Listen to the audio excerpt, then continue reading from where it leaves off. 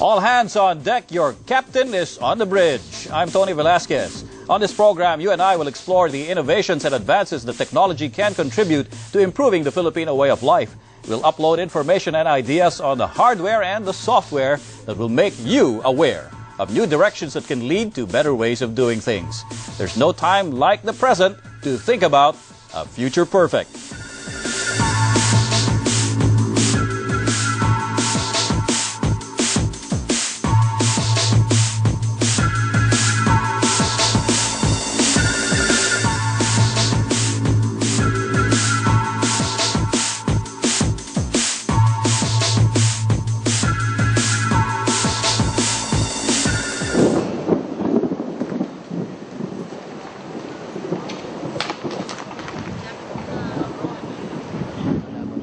You just can't underestimate the value of a timely and accurate weather forecast. Just think how useful it could have been for the Tibetan monk in the apocalyptic movie 2012.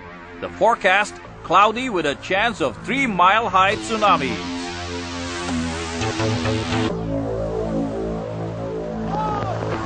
For most Metro Manilans and residents of Central Luzon, September of 2009 was like a preview of the 2012 disaster scenarios. A month's worth of rainfall in just several hours, and this is what wide parts of Luzon look like. A vast water world, but without Kevin Costner. Up until that day, the record volume of rain brought by Typhoon Ondoy was close to unthinkable. Back then, Pag-asa had no way to forecast Ondoy's effects. Although it gets data from US and Japanese weather satellites, it could have received much more specific details from a type of equipment it didn't have at the time: Doppler radar. This kind of radar can provide estimates, reliable estimates on wind speed, how strong is the typhoon, and the intensity of rain, which is very critical to enable us to determine or to give us an idea whether that kind of rainfall is going to cause floods or landslides in the areas affected. Pag-asa's Executive Director Prisco Nilo is expecting a new Doppler radar facility in Subic to be fully operational by the end of July. The equipment for a second Doppler radar station is now in Surigao del Sur. 3 other Doppler radars to be set up in Tagaytay, Mactan, and in Tampakan, South Cotabato have already been ordered. 2 older radar facilities in Mount Santo Tomas in Baguio and in Baler, Aurora have recently been upgraded to Doppler capability. Our target is to be able to provide warnings every 3 hours instead of just every 6 hours. In April, Pag-asa began installing automatic rain gauges in strategically located cell sites of cellular service providers. By co-locating the devices in the cell sites, the Weather Bureau's command center is expected to receive even more quickly rainfall data that could help Pag-asa warn the public faster about the severity of possible floods. As storm clouds gather on the horizon, no one knows for sure, not even our recent VIP Manila visitor Al Gore, if the Philippines will still see a natural calamity of Ondoyonic proportions. But perhaps a more technologically updated Pag-asa can give Filipinos more hope of getting a faster warning to escape to higher ground.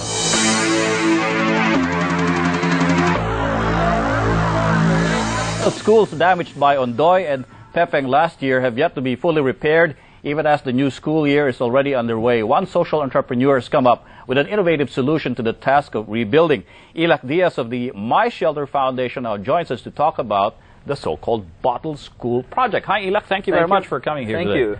The Bottle School Project, intriguing name.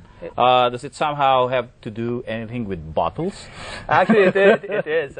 It's what is called now appropriate technologies. You have your high-tech, and then you have technologies that are applicable for, let's say, marginalized, poorer sectors. One of the key components of this is, first of all, they can get the resources. Second of all, is they can do it or replicate it even without you. And the third one is they can expand it. And the World Bank said about 1 million school children were affected by Ondoy and Pepeng. Right. And the second one is 2,800 classrooms were destroyed. Now, Flooding is a very different problem because the roof stays up, but it's the walls that collapse, go down. Yeah. And because we're in this mass construction, sometimes walling is done, with a lot of sand and cement. It breaks down. So the point is, how do you not only tackle the lack of new classrooms, but those that are built or not built to withstand these kind of flooding and typhoons. And right. you have to understand that, half of all our public school classrooms are actually in disaster areas. And this is another figure by World Bank. So residential on top and then the cheaper land on the bottom. So either you have to keep on repairing it. Remember, when you say climate change, we don't mean Ondoy. We mean a cycle of Ondoys happening every single year. Right.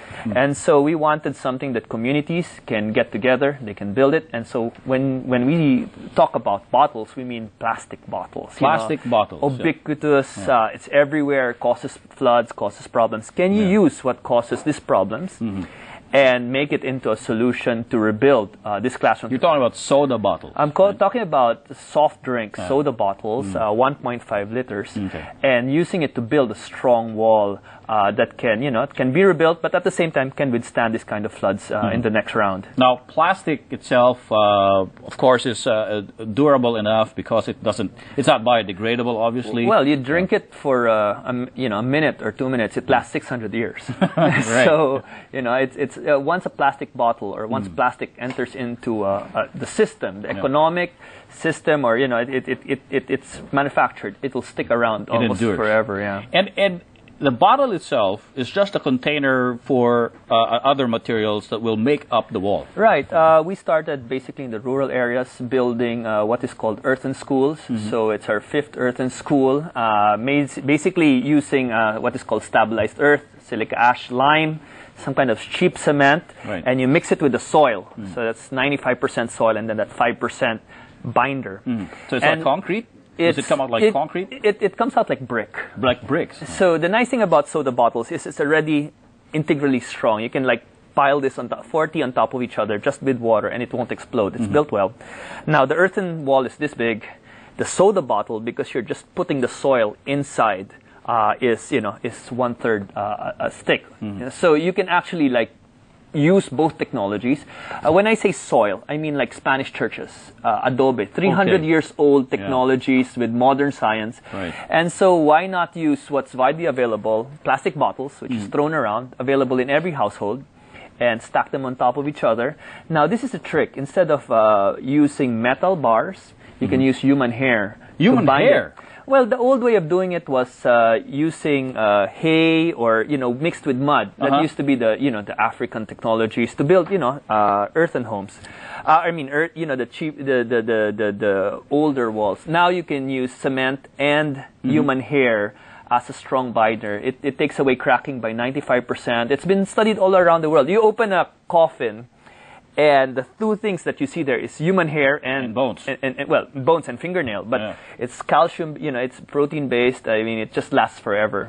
So if hair is thrown away, bottles are thrown away, why not use this as just one solution that can rebuild our schools here and in the rural areas? So in which areas where Ondoy had affected with floods, have you help put up these well, we basically are starting our first one. We built one in Mexico with Ecotech. We built one in Africa, and these are just growing. And now, instead of building it for other countries, we're bringing it back back to the country because we see this as, with climate change, although you have a lot of NGOs saying, we will build everything. Actually, people are waiting for that NGO to come and make a difference. But really, what we're saying is when climate change hits, it hits the whole eastern seaboard. It goes across provinces. Right. And so how do you, instead of community by community, how do you make the community solve it themselves? You can use it for flooring, as you see here, plastic bottles on end.